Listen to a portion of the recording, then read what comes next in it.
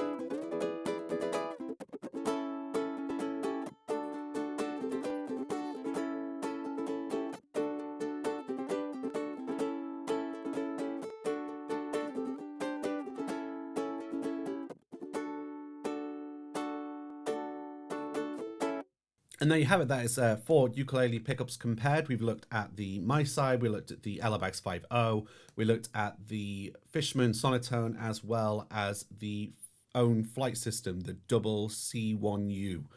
What did you guys think? Let me know. I'm really interested to hear your thoughts. I'm going to have a small ramble about my own thoughts. Firstly, this is not the fairest of tests because it's not like we've taken the exact same ukulele and put 4 different pickups in.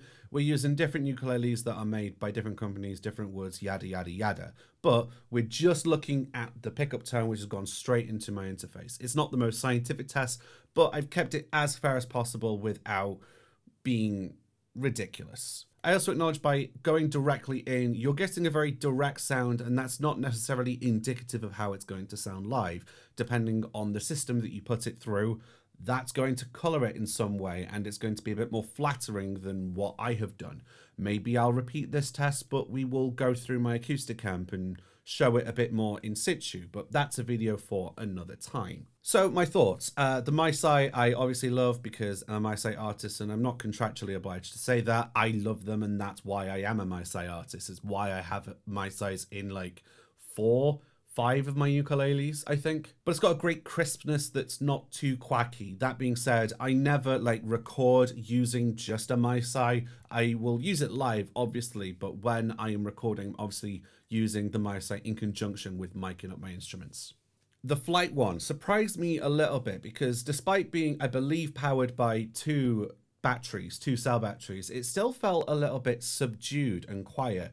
I've had all the ukes on full blast in terms of both the volume and tone, no filters applied to anything, just getting them going at full power, and I was surprised at how quiet and subdued the Flight was. One thing that does impress me about the Flight, and I will show that to you momentarily, is the tone knob is very subtle. I've had everything very open because as far as I'm aware, most tone knobs act as a filter where it will often cut out the higher frequencies, and some of them can leave what you have turning into mush. And that's not the case with the Flight one at all. The tone I can back off and it still sounds really good. The tone sounds great wherever you put it. So we're gonna have a little just small play of the Flight with the tone all the way up.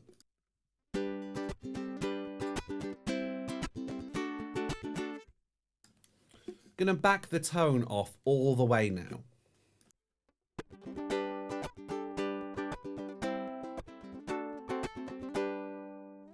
That's still pleasantly surprising, and it's not like just completely mush. And then if I kind of pop it roughly in a halfway point,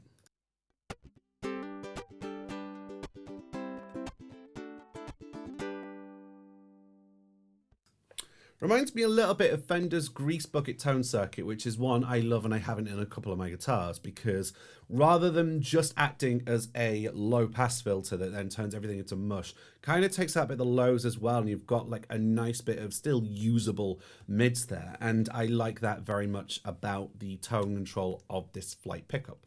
The Fishman Sonotone in my Noah ukulele, Jesus Christ, this is loud. It is so meaty. I took this to a gig, and when I swapped out like my Pono for this, I had to turn the gain right down, or the volume on here right down. I'm putting the amount of output down to the use of a 9-volt battery as opposed to just cell batteries. Full disclosure, this ukulele and this pickup is the reason why I set my gain at 10 o'clock, because anything else, it was just clipping going in, whereas my other ukes and their pickups weren't coming close. They weren't touching that. And yeah, it's insane how powerful this is. The tone kind of functions in a bit more of a traditional way where it just kind of wipes out everything. So here's me backing the tone all the way off.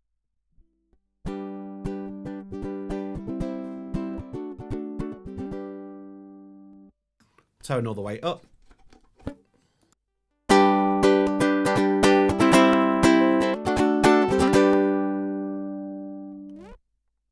You get a massive volume loss as well by backing the tone off there. Also, with the amount of output we've got, it can be a little bit on the quacky side.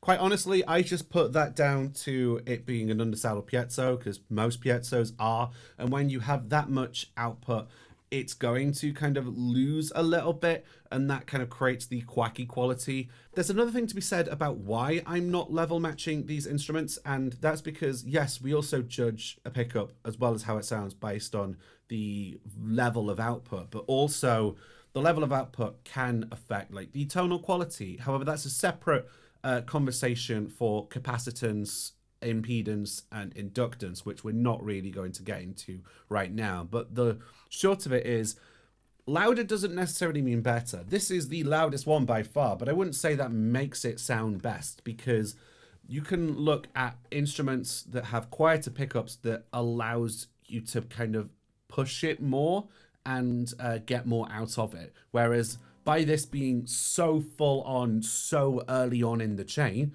and I use a pedal board that goes through a bunch of shit before going to a PA. So there is a criticism of that in terms of like, where do you have to go because it's been pushing so hard. But I am still very impressed by this pickup. It's still very meaty, despite the occasional quackiness of it. The pickup that disappointed me the most, though, was the LR Baggs 5.0, which I have in my Nui Nui concert. I changed the battery of this because when I was hammering the strumming, it was distorting a little bit, and I thought maybe it's because the battery's running out. So I put a brand new battery in, and still I'm getting a bit of like growl and distortion when I hammer the strumming. I'll show you.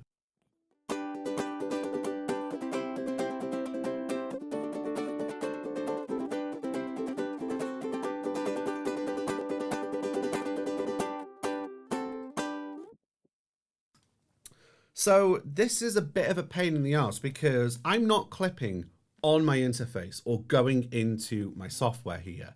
I'm not touching that. Where I'm getting the distortion is in the preamp itself. That is a worrying sign that I am playing so hard that the preamp cannot take it. And maybe, like, I've only got one volume knob here, and maybe if I was to back that off and then push the gain elsewhere, I'd be able to circumvent that, but I shouldn't have to. Or by having the volume all the way up, what I'm doing is I then need to adjust my playing style so I'm not playing the energetic hard strumming that I normally would. And then, yeah, that takes away from the energy and the emotion of my performance, which sucks. The other inconvenient part about the 5.0 in terms of the way it's installed, it uses a couple of Velcro pads, one here, the other one is holding the battery, and that sticks together. The big problem that I have with this, when I have played this in the studio, is this vibrates. This patch underneath, it sympathetically vibrates, which means that when I'm playing this uke acoustically, you can still hear some vibrations and buzzing coming from here. I'm going to turn the DI off. You're hearing now just the microphone of this uke.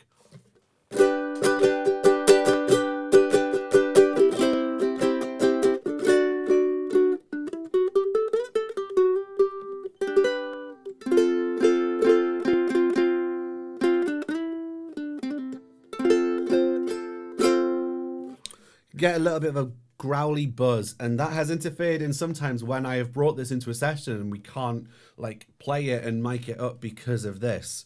So yeah, it's a pickup that's disappointed me a little bit because of, I guess, just its low, not even a low output, but just a low tolerance compared to the other pickups. So this one disappointed me the most, and you know, I might want to have to change this down the line. I do have a spare MiSi in my drawer. So that's the video. We've looked at 4 different pickups and also given my thoughts. Let me know what your thoughts are, though. I am really intrigued to hear like some alternative opinions besides my own.